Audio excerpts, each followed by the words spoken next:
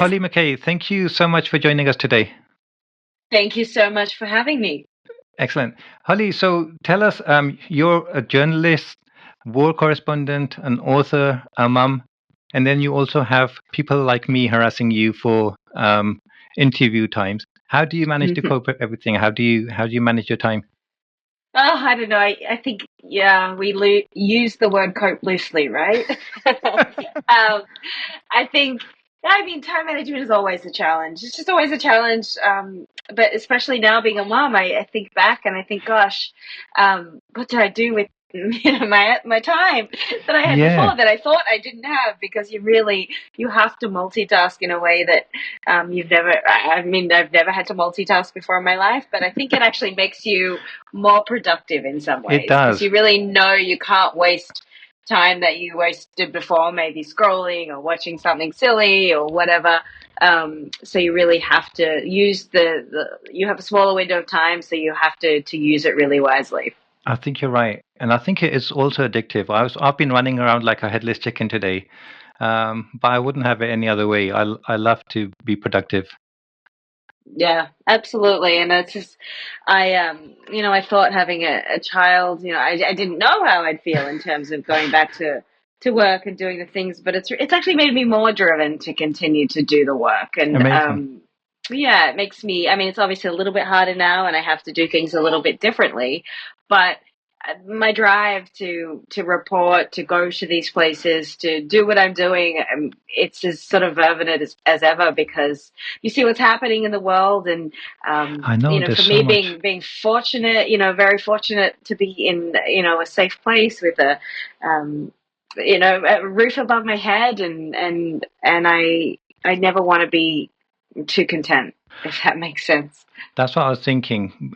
Doing what you do, you must always be grateful for all the peace and security that we enjoy in our countries and so many places around the world.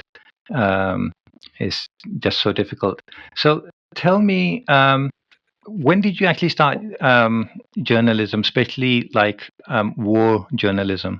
So, I mean, really, journalism wasn't something I ever necessarily aspired to do. I don't know that I really knew any journalists growing up, Okay. and I was a ballerina, so I Oh was wow.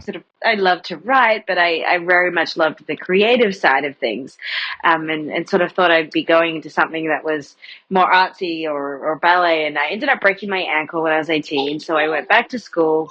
Still really wasn't sure what I was going to do. I was essentially studying filmmaking, but I didn't love it. And I ended up just sort of focusing more on my writing. And then I went to New York to finish my degree and I randomly got this internship. And so it was at Fox in New York. And so you're sort of thrown into the beast of it all, where, number one news market in the world. And I was 20, turning 21, and they offered to sponsor me and hire me. And at Oh that wow. point, digital was very new. And I think a lot of people, they all still wanted to be in broadcast. And so I thought, oh well, there's this opportunity to really be able to do something if I go to the digital space. So that really worked out for me because, as I said, I ended up being sponsored to work, and they wanted me in LA, and so that's how I sort of began my journalism career. And it was very much baptism by fire because back then it was 2007 that I moved to Los Angeles, and there was no real social media, so you really had to do the groundwork. There wasn't, sort of easy access Yeah. to online that there is now.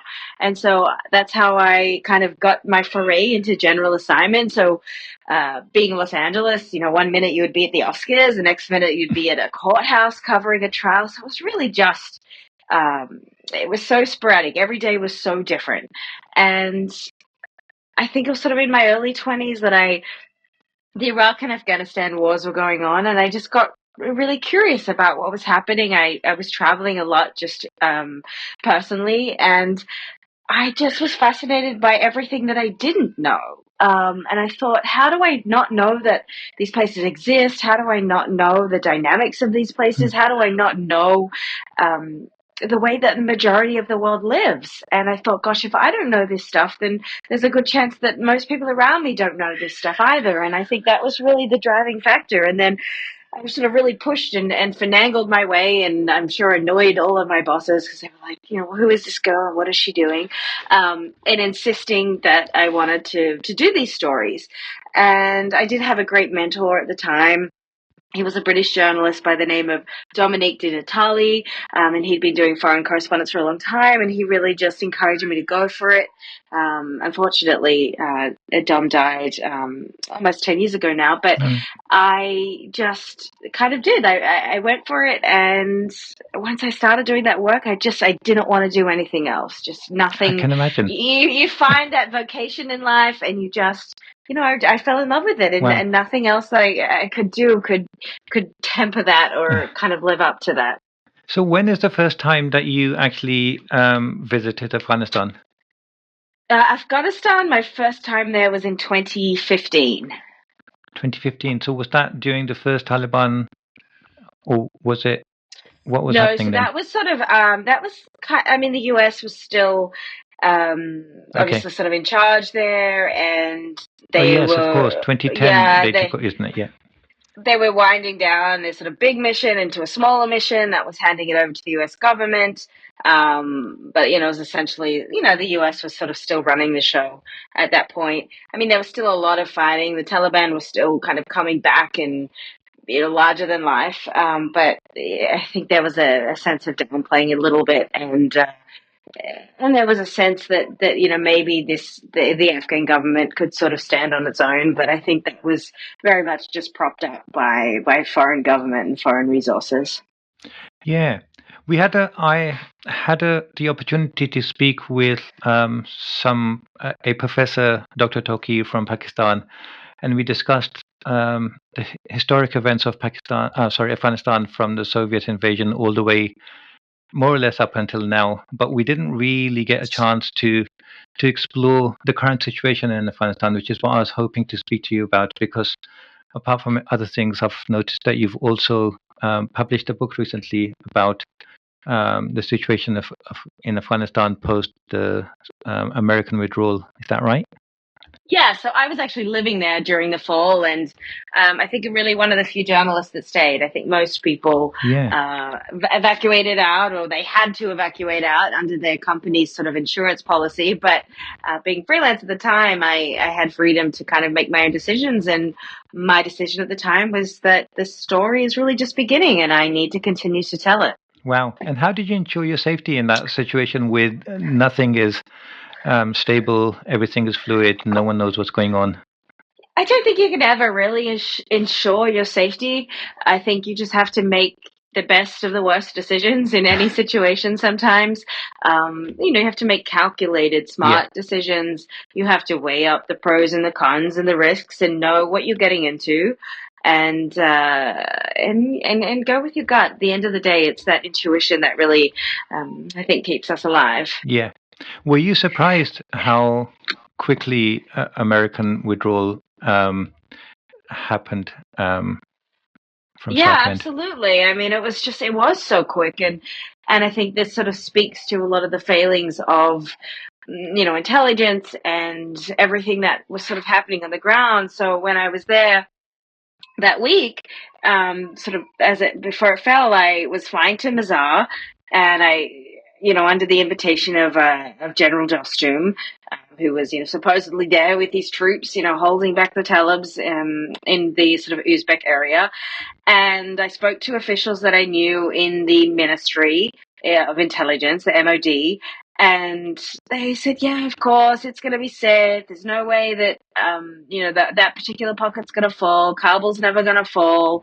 But, because at that point, some of the provinces had, but they were very much adamant that it's fine. And so I went about my business, and really right up until a couple of hours before it fell, they were still telling me the same thing when I, started to become very concerned because, I could see what was happening on the ground. I could see people fleeing. I could see people, they were lining up at the banks, trying to get their money out, doing whatever they could to orchestrate a way out of there and try to head toward Kabul as sort of a last resort, because Mazar fell the day before Kabul.